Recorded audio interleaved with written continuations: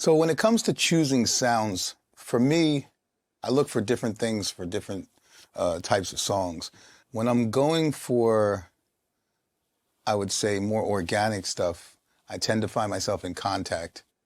I usually don't use samples, so I try and emulate entire bands for certain things. Sometimes I go for more modern sounds, but like, say, Contact, will have great guitar plugins and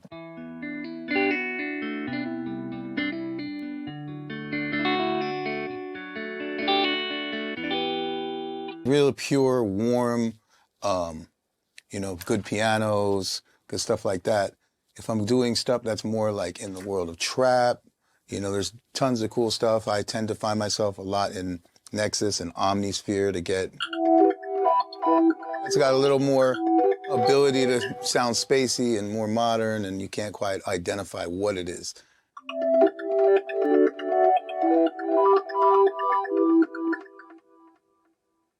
Also, when it comes to strings, which is very important to me, I'm usually in Contact.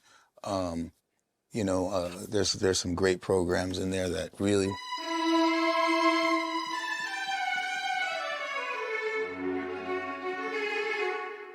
have a great presence to them, and you're able to have flexibility and control.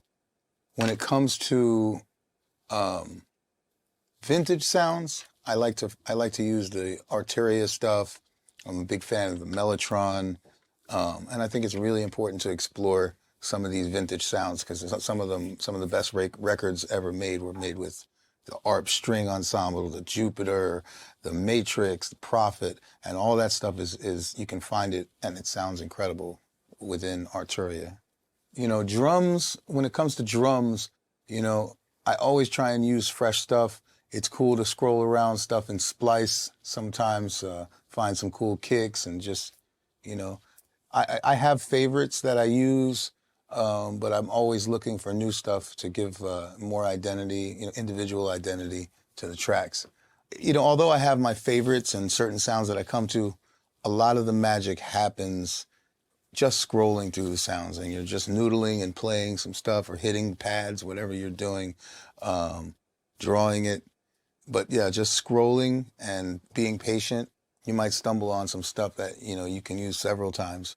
But, it's always about that one sonic thing that makes things special in addition to the playing. So when you have both, that's where the real super stuff comes through.